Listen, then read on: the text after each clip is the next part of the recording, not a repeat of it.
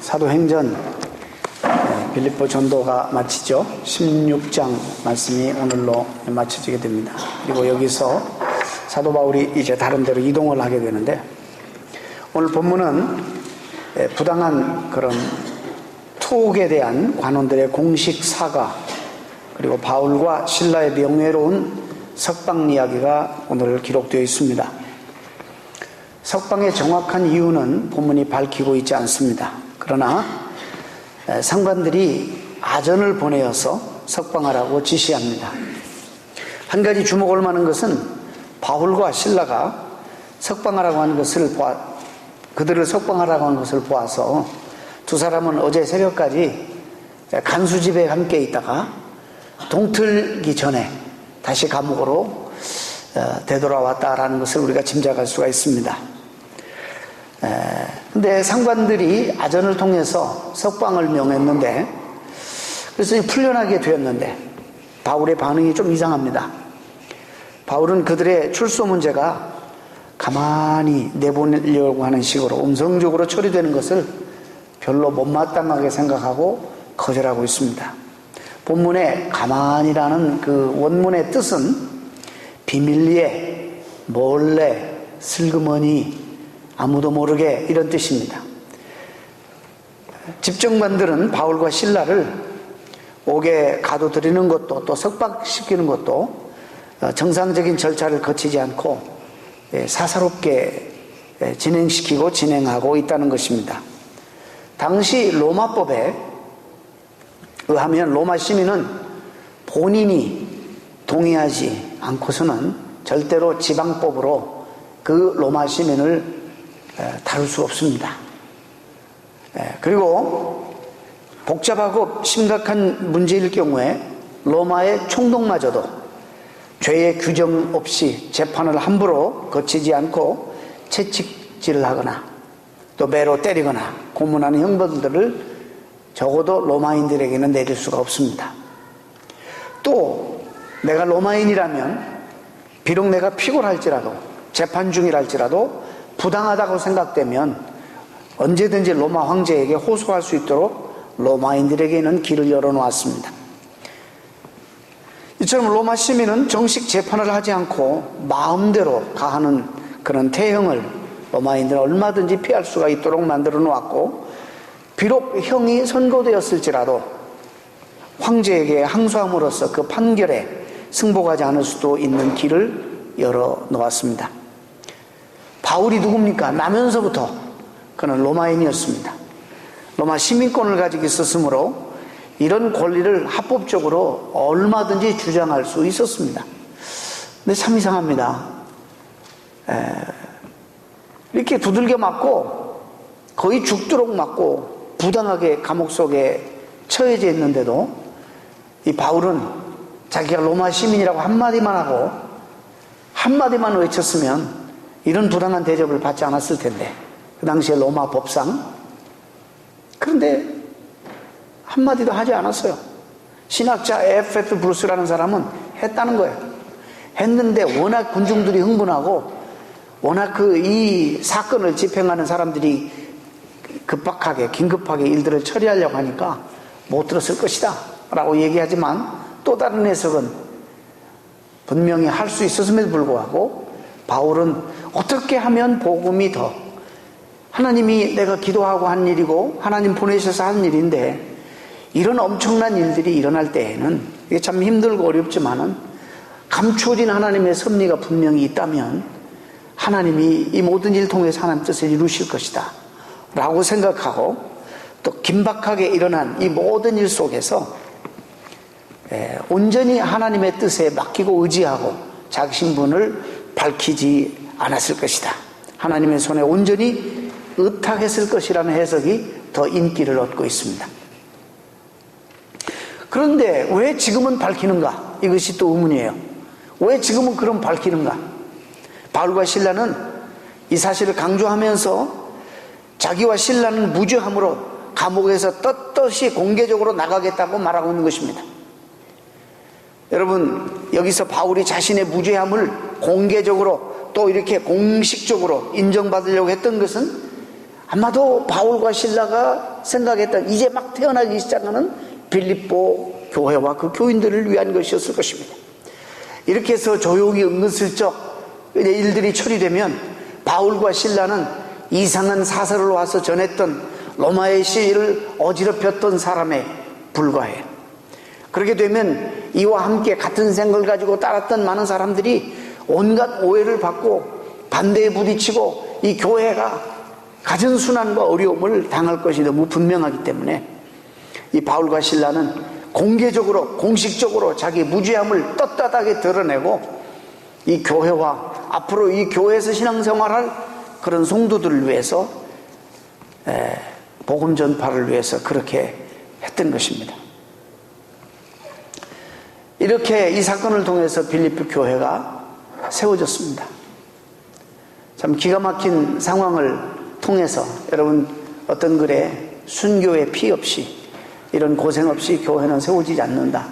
기독교 생명은 태어나지 않는다. 이런 말을 한 사람이 있습니다.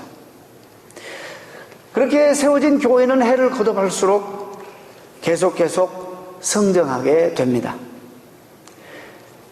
그리고 얼마간의 세월이 흐르게 됩니다. 우리는 오늘 빌립보 바로 그때 세워진 교회가 많이 성장했는데 그 교회 역시도 문제를 안고 있었다는 것을 빌립보 4장 말씀을 통해서 우리가 함께 확인했습니다.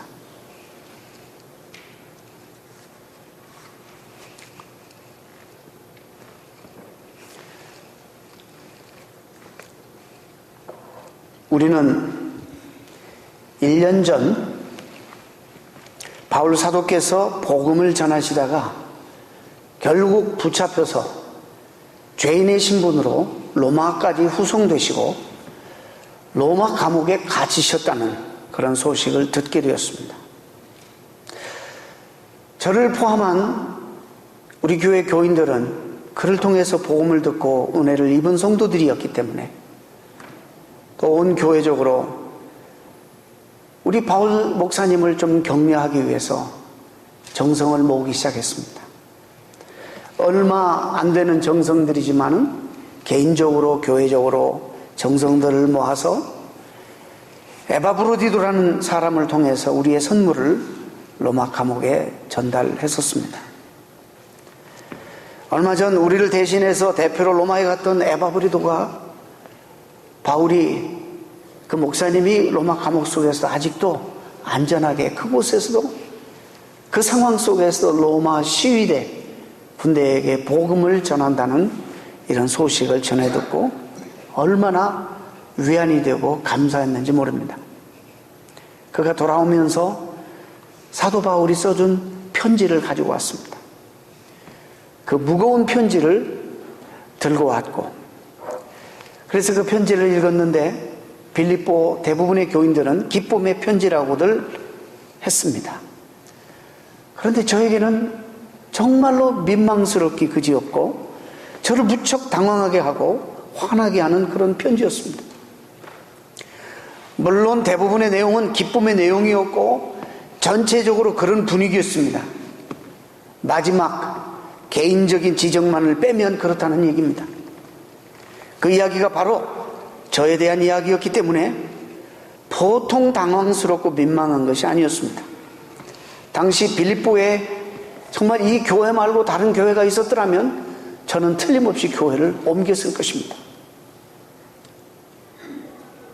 사실상 문제는 자주장사였던 루디아 권사님이 세상을 떠나시고 난 다음부터 우리 교회 문제가 시작되었습니다. 빌립보 교회는 첫날부터 우리 루디아 권사님 집에서 시작되었습니다. 그 권사님은 사업도 성공적으로 잘 하셔서 사회적으로도 인정을 받았고 또 그가 많은 부를 이뤘는데 그 부를 하나님 나라와 교회를 세우는데 다 드리면서 최선을 다하셨던 분입니다. 사실상 빌립보 교회가 이렇게 성장하게 된 것은 그 돌아가신 루디아 권사님의 공헌이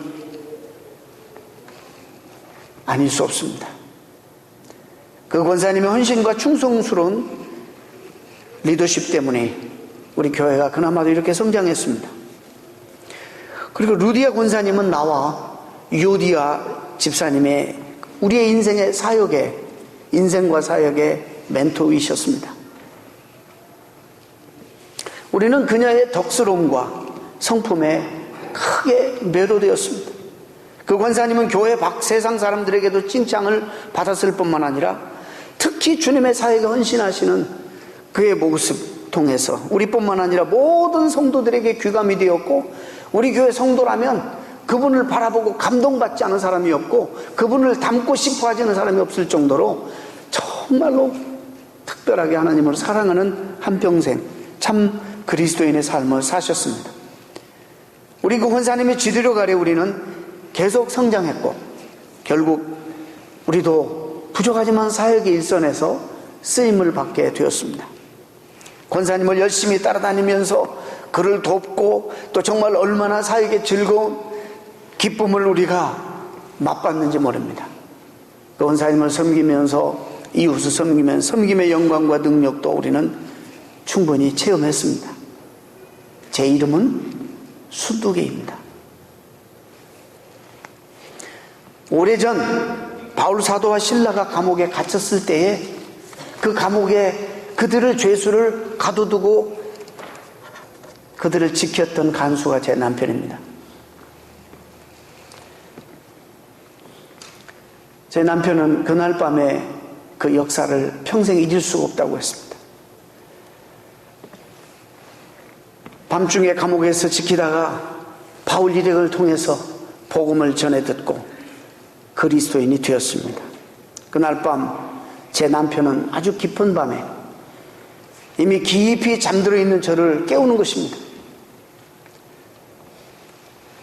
아무 기별도 없이 상처투성인 두 죄수를 느닷없이 집으로 데려오더니 나를 깨우더니 빨리 같이 구급약을 가져라, 이 환자들을 치료해야 된다고 그러는 것이었습니다.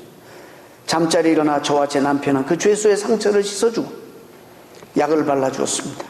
그러는 동안에 그 죄수들은 예수 그리스도에 대해서 처음 들어보지도 않았던 예수 그리스도에 대해서, 그분만이 구원자라는 말씀을 정말 열정을 다해서 우리에게 전해주셨습니다.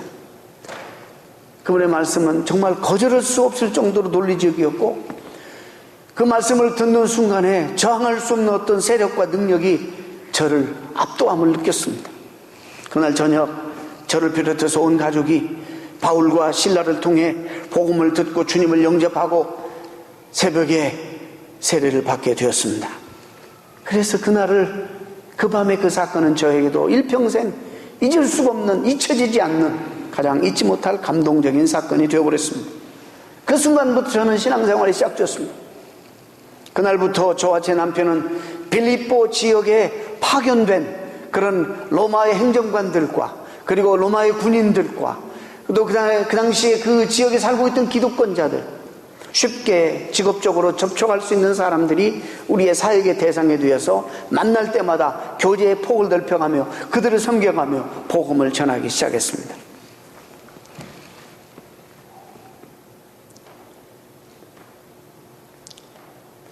최근에 사도 바울 우리 목사님께서 로마의 감옥에 갇혀서도 그 상황 속에서도 건강하게 오히려 열정을 가지고 자기를 지키는 시위대, 황제 시위대 군인들에게 복음을 전하고 있다는 소식을 들었을 때 얼마나 심령이 떨리고 감동이 되고 뜨거워졌는지 모릅니다.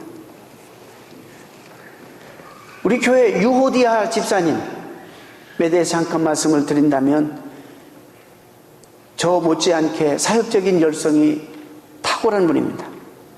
근데 저와 조금 다른 방향의 사역을 하고 계셨습니다. 그 자매는 귀신 들려 점하던 여인, 그래 바울 일행을 통해서 귀신으로부터 해방받 예수님을 믿게 된, 신앙을 가지게 된 그 점하는 여인을 마음속에 품기 시작하고 그 여인의 스스로 데모가 되어서 그 여인의 신앙생활을 돕기 시작했습니다. 뿐만 아닙니다. 많은 여성 노예들의 멘토가 되어주었습니다. 요디아 집사님 섬김과 복음 증거를 통해서 정말 비천하고 가난한 많은 여성들이 주님을 만나게 되었고 구원을 얻게 되는 축복을 누리게 되어서 우리 교회가 숫자적으로도 크게 성장하게 되었습니다. 루디아 권사님이 살아계실 때에는 큰 문제가 되지 않았습니다. 내가 기득권자를 상대로 전도하고 사역의 어떤 영역을 넓히고 있는 가운데, 또 우리 요디아 집사님은 가난하고 비천하고 천한 그런 사람들을 통해서 대상으로 복음을 전하고 사역을 넓혀가고 있는데, 이 둘을 우리 루디아 권사님이 잘 중재를 해주시고 묶어주셔서 소신 있게 은사대로 열심히 사역할 수 있도록 그렇게 중재 역할을 잘 해주셨기 때문에 서로 다른 방향과 서로 다른 철학을 가지고 사역하고 있었으면서도 교회가 하나 되고 은혜스럽게 성장할 수 있었습니다.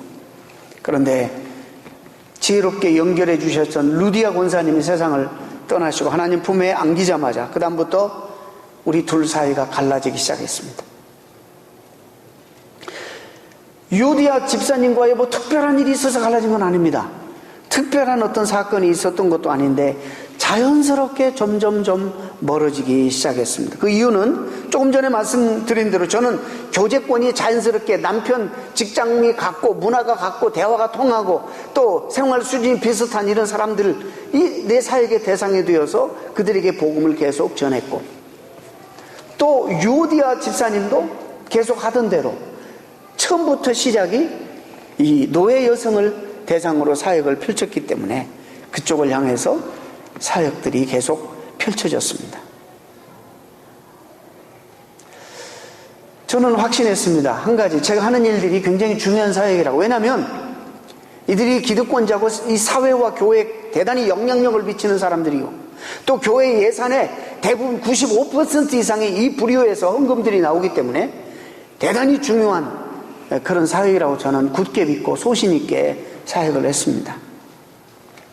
그래서 저는 그 대상들과 자연스럽게 어울렸고, 대화의 소재도 또 문화도 비슷했기 때문에 자연스럽게 그들과 어울렸고, 그들을 통해 이 공동체를 통해서 사역을 또 확장해 나갔습니다. 그런데 요디아 집사님의 생각은 저와 약간 달랐습니다. 그 집사님은 복음은 속성상 주님께서 영광 보좌를 버리시고 낮고 천한 이 자리에 오신 것이기 때문에, 오셨다는 그 이유, 이것이 무엇을 의미하느냐? 복음은 낮은 대로 흘러야 된다는 의미다. 그래서 사회에서 소외된 계층, 가난하고 비천하고 힘이 없고 연약하고 억울함을 당하고 이런 사람들에게 정말 복음을 전해야 된다고 늘 그렇게 생각하면서 그들의 애정을 가지고 그 방향으로 사역의 폭을 넓혀가기 시작했습니다. 루디아 권사님께 생전에 계실 때에는 우리 둘을 잘 묶어주셔서 부르심과 은사들을 존중해 주시고 오히려 시너지 효과가 일어날 수 있었는데, 그래서 교회가 강력하게 발전하고 성장했는데, 권사님께서 돌아가시고 난 다음부터 서로 그냥 다른 방향으로만 그냥 가기 시작했습니다. 자기 확신을 가지고. 마치 눈덩이가 눈에서 굴리면 더 커지는 것처럼 나는 나름대로 내 사역의 확장이 더 커지고 더 많은 세력들, 더 많은 성도들이 모이게 되고, 또 요디아 집사님도 그 나름대로 그 사역이 확장되고 많은 그 여성도들이 그 주변에 모여들고, 그래서 정말 큰 교회 안에 두 세력이 사실상 생겨나게 된 것입니다. 서로가, 저도 그렇고 아마 그 집사님도 자기 확신 속에서 그렇게 사역을 열심히 했을 것입니다. 저도 마찬가지입니다.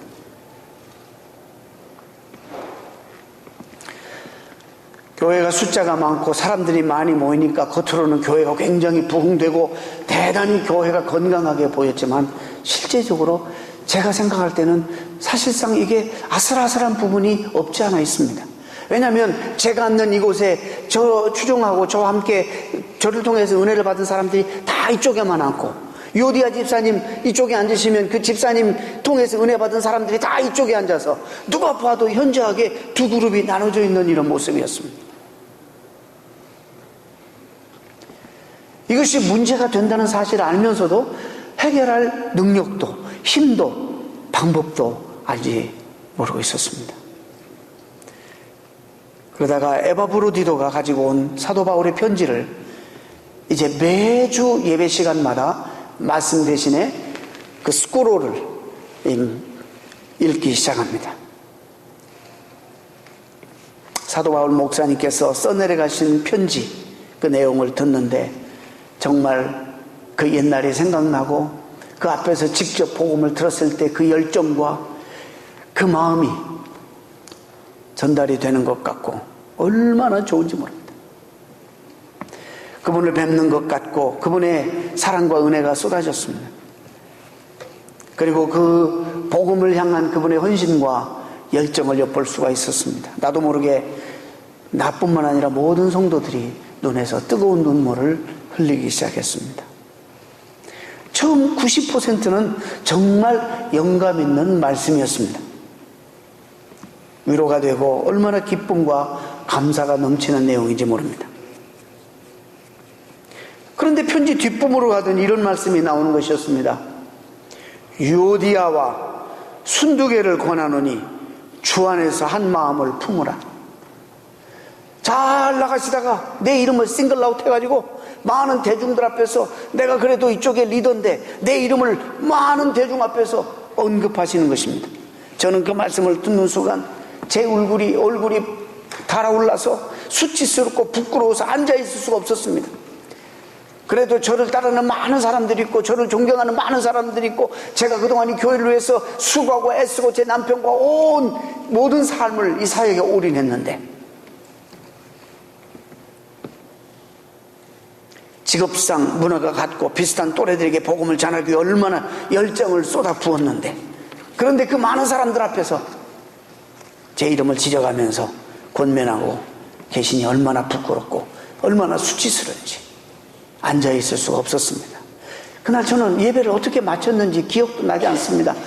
평상시 같으면 예배 마치고 교제를 오랫동안 했는데 그날은 그냥 숨어서 교인들 낯을 피해서 슬그머니 빠져나와서 집으로 향하는데 어느새 내 남편도 뒤에 따라 나오는데 남편도 너무나 속상하고 너무 부끄러웠는지 집에 가는 동안 한마디도 서로 하지 않았습니다.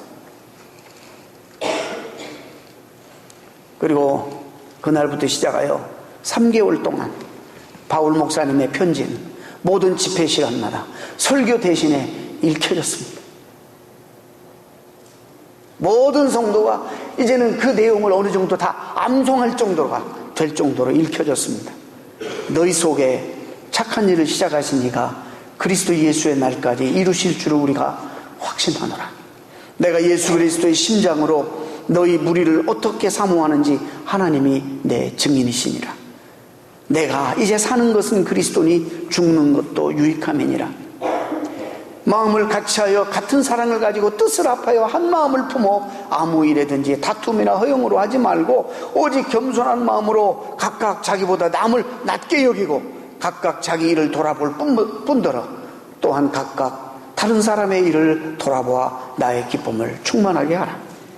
너희 안에 이 마음을 품으라. 곧 그리스도 예수의 마음이니 이는 그는 근본 하나님의 본체시나 하나님과 동등됨을 취할 것으로 여기지 아니하시고 오히려 자기를 비워 종의 형체를 가져 사람들과 같이 되었고 사람의 모양으로 나타났었으니 자기를 낮추시고 끝 죽기까지 복종하셨으니 곧 십자가에 죽으심이라. 모든 일을 원망과 시비가 없이 하라. 하기야 나는 육신에도 신뢰를 둘만 합니다. 다른 어떤 사람이 육신에 신뢰를 둘 만한 것이 있다고 생각하면 나는 더욱더 그러한 사람입니다. 나는 난지 8해 만에 할례를 받았고 이스라엘 민족 가운데서 베냐민 집하고 히브리 사람 가운데도 히브리 사람이고 율법으로는 바리새파 사람이고 율법으로는 열성으로 말하면 교회를 박해하는 사람입니다. 율법을 지킴으로써 올바른 사람으로 인정을 받는다면 나는 조금도 흠이 없는 사람일 것입니다. 그러나 나는 내게 이루었던 모든 것이 그 무엇이든지 주님 때문에 그리스도 때문에 이제 앞으로 해로운 것으로 여기기로 마음을 먹었습니다. 그뿐이 아닙니다. 내 주 예수 그리스도를 아는 지식이 가장 고귀하므로 나는 그 밖에 모든 것을 해로 여깁니다. 나는 그리스도 때문에 모든 것을 잃어버렸고 모든 것을 이제는 오물로 여길 것입니다. 나는 그리스도를 얻었습니다. 그리스도 안에 있는 사람으로 인정받으려고 합니다. 나는 율법에서 생기는 나 스스로의 의가 아니라 그리스도를 믿는 믿음으로 말미암아 오는 이 의, 곧 믿음에 근거하여 하나님으로부터 오는 의를 얻으려고 합니다. 이 말씀들이 계속 읽혀지고 또 들려지는 동안에 3개월 동안에 계속 읽혀지고 들리는 동안에 내 마음속에 놀라운 변화가 일어나기 시작합니다. 나도 모르는 변화가 일어나기 시작했습니다. 그렇게 수치스럽고 부끄러움이었는데 점점 사라지고 상했던 내 자존심, 또 근심, 걱정에 쌓였던 내 심령의 깊은 곳에 하나님의 평강이 자리하기 시작했습니다. 아무것도 염려하지 말고 오직 기도와 간구로 너희 구할 것을 감사함으로 하나님께 아뢰라. 그리하면 모든 지각에 뛰어나신 하나님의 평강이 그리스도 예수 안에서 너희 마음과 생각을 지키시리라. 정말로 그 말씀대로 하나님의 평강이 내 심령의 걱정과 근심들, 상처들을 녹이고 싸매기 시작하셨습니다. 저는 비로소 저 자신을 다시 들여다보고 제가 했던 사역을 다시 볼 수 있었습니다.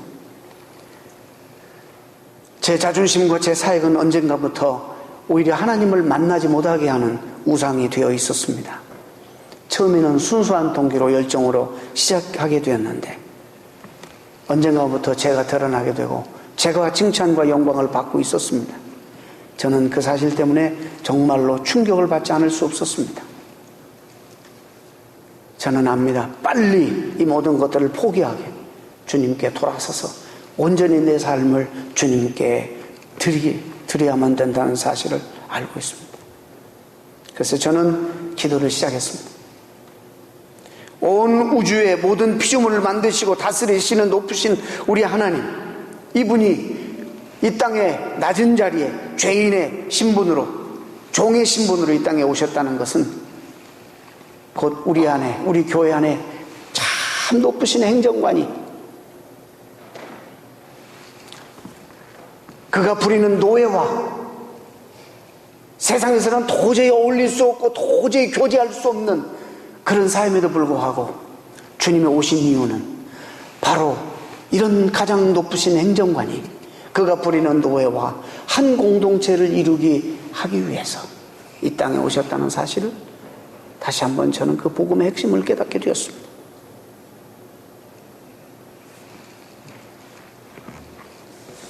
그래서 기도와 함께 노력하기를 시작했습니다.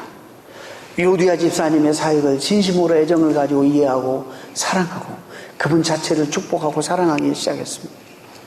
그리고 내 주변에 있는 많은 사람들에게 유오디아 집사님에게 도울 것이 있는가? 가서 우리가 함께 협력하고 돕자고 그렇게 권면했고, 많은 사람들이 이쪽에서 이쪽으로 자리를 옮기면서 그 옆에 집사님, 내가 정말 도울 일이 있을까요? 또 유오디아 집사님도 은혜를 받았는지 이쪽에서 함께 있던 집사님이 많은 분들이 또 순두게 나에게 와서 집사님, 나같이 미약하고 연약한 사람도 집사님의 사역에 도움이 될 수 있을까요? 제가 무엇을 도와드렸으면 좋겠습니까? 이런 놀라운 치유가 일어나기 시작했습니다. 오해하지 마십시오. 우리 교회는 앞으로도 많은 어려움과 상처들이 있을 것이고 그걸 가지고 우리는 함께 싸울 것입니다. 그러나 우리는 두렵고 떨림으로 구원을 이루어낼 것입니다. 바울 목사님께서 말씀하신 것처럼 이 뒤틀리고 부정직한 세대 가운데 순결하고 나무랄 데 없는 사람이 되어서 하나님의 흠없는 자녀들로 깜깜한 이 세상 속에서 별들처럼 복음을, 빛을 가지고 빛나는 그런 사람들이 될 것입니다. 이런 우리의 수고와 우리의 다름질이 결단코 헛되지 않을 것이고 그리스도의 날에 주님과 우리 바울 목사님의 자랑이 될 것을 저는 분명히 믿습니다.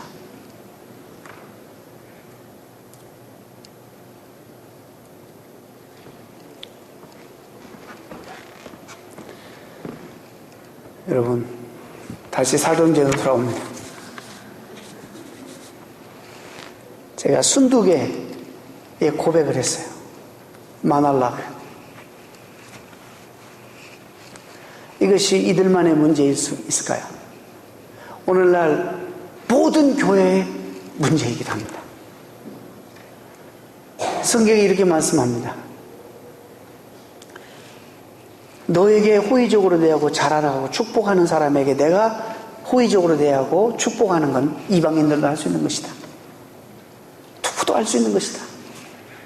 하나님 우리를 부르신 목적이 뭐냐? 복음 안에서 우리의 벽을 깨부시는 거예요.